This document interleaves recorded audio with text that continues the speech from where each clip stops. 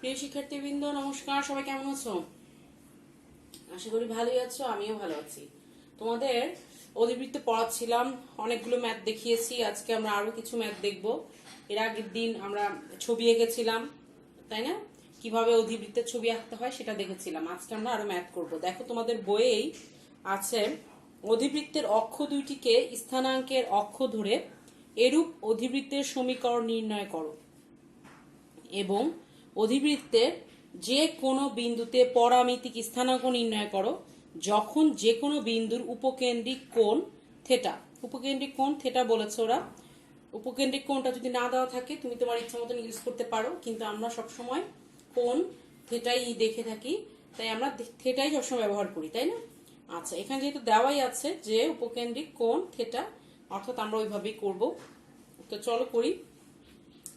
অনুবন্ধী অক্ষের দৈর্ঘ্য দেওয়া আছে 24 আর উপকেন্দ্র দ্বয় দেওয়া আছে 0, প্লাস মাইনাস 13। কি কি দেওয়া আছে? অনুবন্ধী অক্ষের দৈর্ঘ্য 24 আর হচ্ছে উপকেন্দ্র দেওয়া আছে 0, প্লাস মাইনাস 13।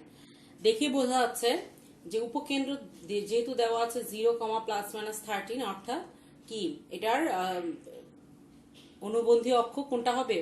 অনুবন্ধী অক্ষ হবে কোনটা? এক্স অক্ষ আর ওয়াই অক্ষ ছিল, তাই না? ইসের অধিবৃত্তে একটা ছবি ছিল এরকম, একটা ছবি হচ্ছে এরকম, আর একটা হচ্ছে কিরকম এরকম। অর্থাৎ আমার আজকে যে ম্যাথটা, এখন যে ম্যাথটা করব সেই ম্যাথটাই ডান পাশের ছবিটা, ঠিক না? আচ্ছা,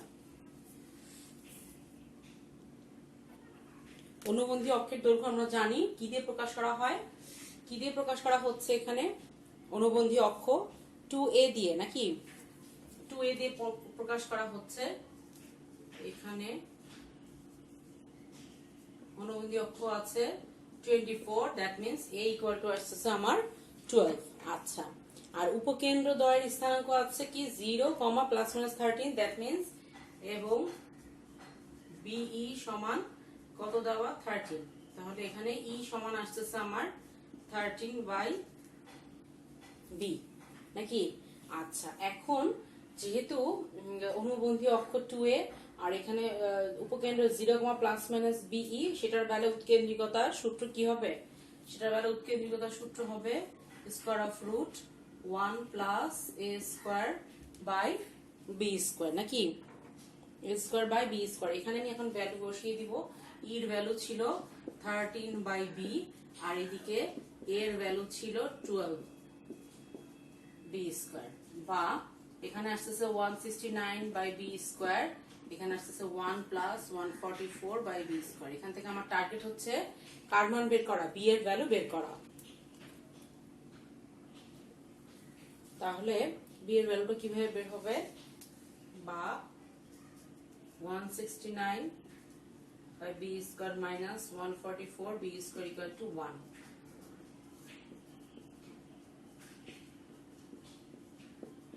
1 1, তাই না?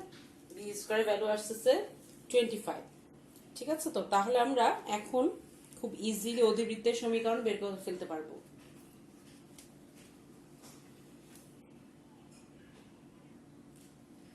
কি লিখবো? সুতরাং অধিবৃত্তের সমীকরণ, অধিবৃত্তের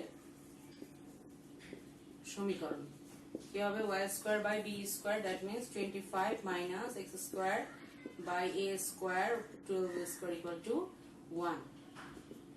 তাহলে কি আসতেছে? y square by 25 minus x square 144, x square divide by 144 equal to 1। আশা করি সবাই বুঝতে পেরেছো। এখন বলেছিল এটার পরামিতিক স্থানাঙ্ক বের করতে, ঠিক আছে? এর কি বের করতে বলেছে? পরামিতিক স্থানাঙ্ক।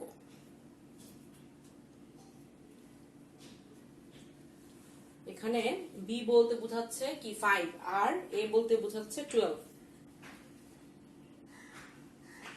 এই সমীকরণটার একটা নাম দেওয়া হোক। কি নাম দিব বলো? 1 নাম্বার দিই নাকি? এখানে আমি এখন x এর ভ্যালু বসাবো পরামিতিক স্থানাঙ্ক বের করার জন্য।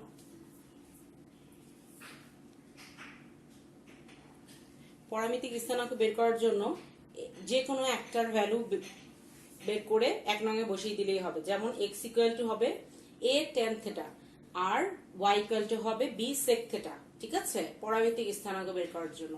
তো এখানে আমি কিন্তু পরামিতিক স্থানাঙ্কের যখন তোমাদেরকে আমি উপবৃত্ত পরাবৃত্ত করিয়েছি তখন কিন্তু খুব সুন্দরভাবে বলেছিলাম পরামিতিক স্থানাঙ্ক কিভাবে বের করতে হয়। আর আজকে আমরা এখন শিখবো অধিবৃত্তে পরামিতিক স্থানাঙ্ক। পরামিতিক স্থানাঙ্ক বের করার জন্য যে কোনো একটা বসিয়ে আরেকটা, যেমন x কে বসিয়ে y বের করব অথবা y কে বসিয়ে x বের করব। আচ্ছা, তাহলে লিখবো 1 নং সমীকরণে x equal two a tan theta, অর্থাৎ a এর ভ্যালু এখানে 12 বসিয়ে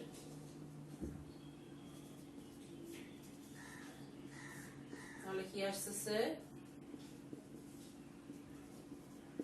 125 কাটাকাটি যাচ্ছে, থাকছে শুধু tan square theta. tan square theta ওই পাশে গেলে হয়ে যাচ্ছে 1 প্লাস tan স্কয়ার থিটা। আসছে কি তাহলে y square divide by 25 equal to 1 plus tan square theta.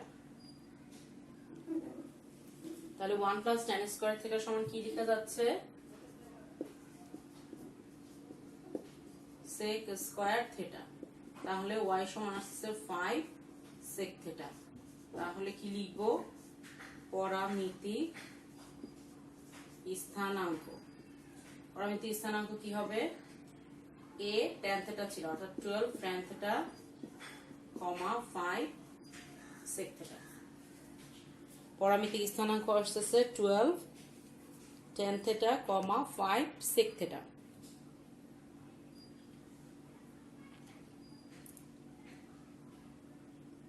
এখন তোমাদের বইয়ে আরো একটা ম্যাথ করব। দেখো লেখা আছে অধিবৃত্তের অক্ষ দুইটিকে স্থানাঙ্কের অক্ষ বিবেচনা করে তার সমীকরণ নির্ণয় করো। যখন অধিবৃত্তটির অনুবন্ধী অক্ষের দৈর্ঘ্য 6, উপকেন্দ্র দ্বয়ের দূরত্ব 10। অনুবন্ধী অক্ষের দৈর্ঘ্য বলেছে 6 আর উপকেন্দ্র দ্বয়ের দূরত্ব বলেছে 10। যখন এরকম আসবে তখন আমরা স্ট্যান্ডার্ডটাই করব, অর্থাৎ অনুবন্ধী অক্ষ ধরবো 2b কে আর উপকেন্দ্র ধরবো, উপকেন্দ্রের দূরত্বের সূত্র হচ্ছে কি 2ae, না 2ae ধরেই করব।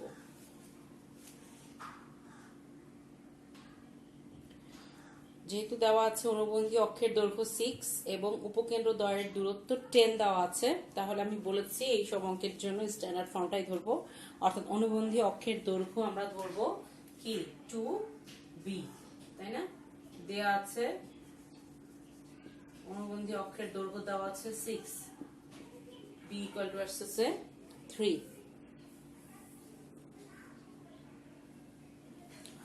এখান থেকে তুমি চাইলে বি স্কয়ারের ভ্যালুটা বের করে ফেলতে পারো। আচ্ছা, আর ওইদিকে দেওয়া আছে উপকেন্দ্র দ্বয়ের দূরত্ব 10 এবং উপকেন্দ্র দ্বয়ের দূরত্ব কি হবে 2ae, নাকি স্ট্যান্ডার্ড ফর্ম ধরবো বলেছিলাম। ae আসছে 5, তাহলে e আসছে 5/a। এখন আমরা জানি e, এখানে যেহেতু a বড় 1 plus b square by a square, তাহলে e এর জায়গায় বসানো যাচ্ছে 5/a square of root 1 plus b এর জায়গায় বসানো যাচ্ছে 9 a স্কয়ার। আমি সরাসরি লিখলাম, থাক সরাসরি না লিখি। 25/a square equal to 1 plus 9/a square. এখন আমার টার্গেট এখান থেকে a স্কয়ারের ভ্যালু বের করা। বের করে সমীকরণে বসিয়ে দিলেই হয়ে যাবে।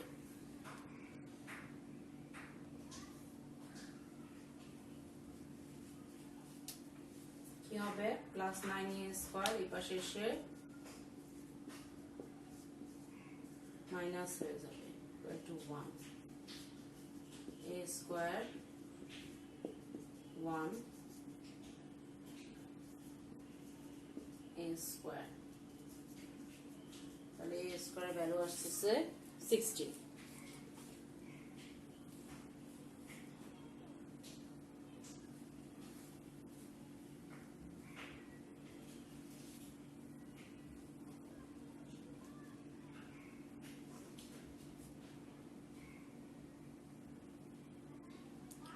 একটু আগে বি পেলাম কত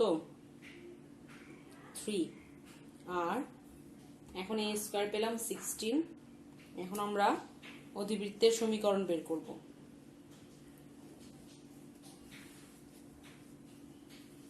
আমরা জানি অধিবৃত্তের সমীকরণ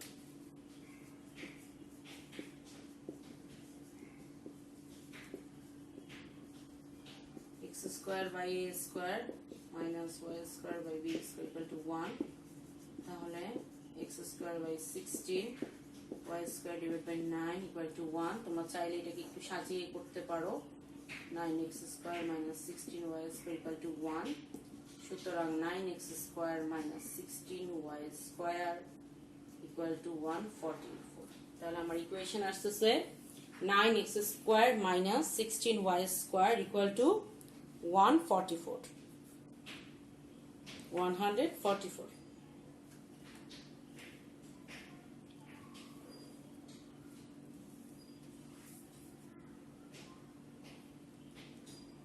এখন আমরা তোমাদের বইয়ের এরকমই আরো একটা ম্যাথ করব।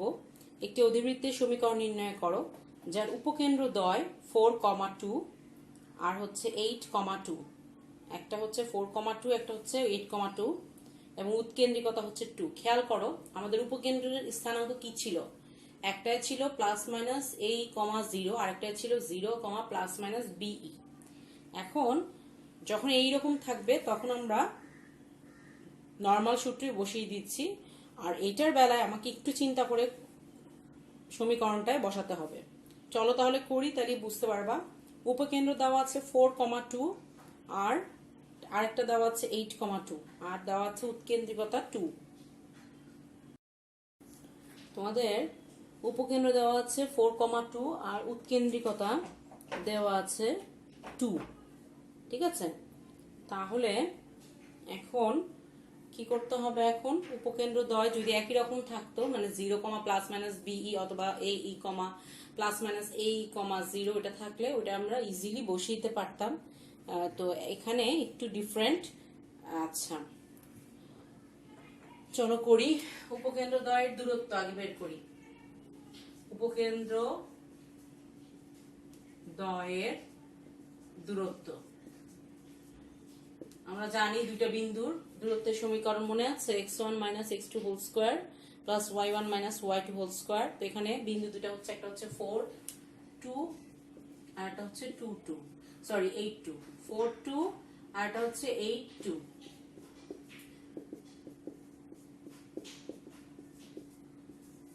তাহলে কি দাঁড়াচ্ছে 4।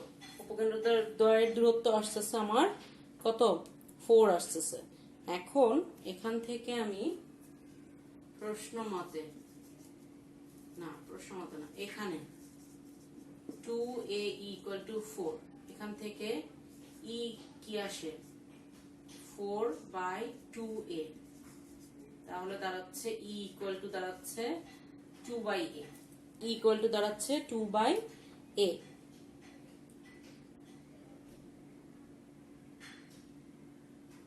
ঠিক আছে, আর দেওয়া আছে আবার উৎকেন্দ্রিকতা দেওয়া আছে 2। তাহলে এখানে এর ভ্যালু 2 বসানো যায়, একবারেই বসিয়ে দিই, ঝামেলা তাহলে কমে যাবে। তাহলে এটা না লিখে আমরা একটা কাজ করি, সেটা হচ্ছে এই লাইনটাও যদি না করে আমরা সরাসরি বসিয়ে দিতাম আমাদের জন্য ভালো হতো, তাই না? তোমরা এটা বুঝতে পারছো? তাহলে আমি ওইটা এই দুইটা লাইন না করে আমি সরাসরি বসিয়ে দিই। উৎকেন্দ্রিকতা যেহেতু 2 দেওয়া আছে, তাহলে এখান থেকে a এর ভ্যালু আসতেছে আমার 1। ঠিক আছে, আচ্ছা এখন আমার টার্গেট হচ্ছে b এর ভ্যালু বের করতে হবে। কিভাবে করব?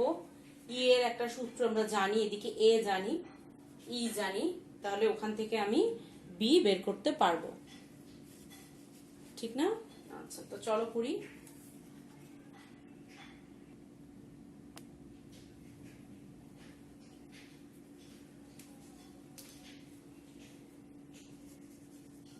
আমরা জানি e equal to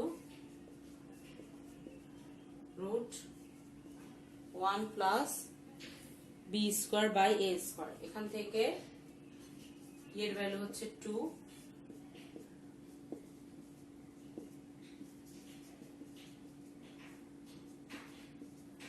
B square. তাহলে এখান থেকে বি স্কোয়ারের ভ্যালু আসতেছে 3। তার মানে আমি এ পেয়ে গেলাম 1, বি পেয়ে গেলাম 3। আমি ইজিলি বসাতে পারবো। তার আগে আমার উপকেন্দ্রের স্থানাঙ্ক ছিল, একটা ছিল 4,2, একটা ছিল 8,2। তাহলে আমার কেন্দ্রের স্থানাঙ্ক কি হবে? আমি একটু ছবিটা একটু দেখাই তোমাদেরকে। উপকেন্দ্র কোথায়? এখানে একটা আর এখানে একটা, তাই না? তাদের দূরত্বের মধ্যবর্তীটাই কি হবে? মধ্য বিন্দুটাই কি হবে? কেন্দ্র হবে। অর্থাৎ কেন্দ্রীয় স্থানাঙ্ক আমাকে বের করতে হবে যে এই অধিবৃত্তের কেন্দ্রটা অ্যাকচুয়াল কোথায় আছে। ঠিক আছে? আচ্ছা, তাহলে কেন্দ্রীয় স্থানাঙ্ক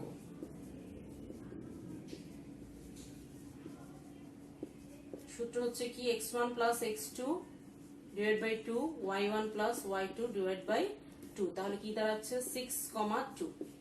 আচ্ছা, তাহলে আমার কেন্দ্র দাঁড়াচ্ছে কোন দিকে? 6,2। তার মানে এদিকে 6, উপরে 2, ঠিক না?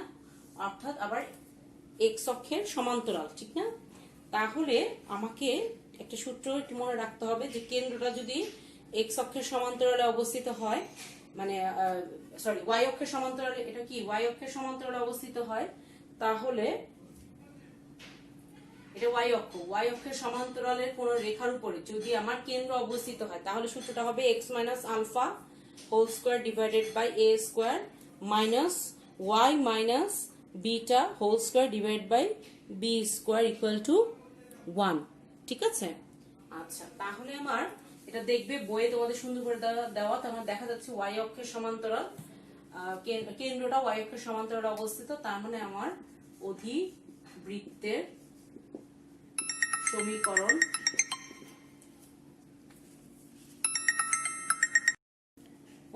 সমীকরণ তাহলে কি আসতেছে আমার?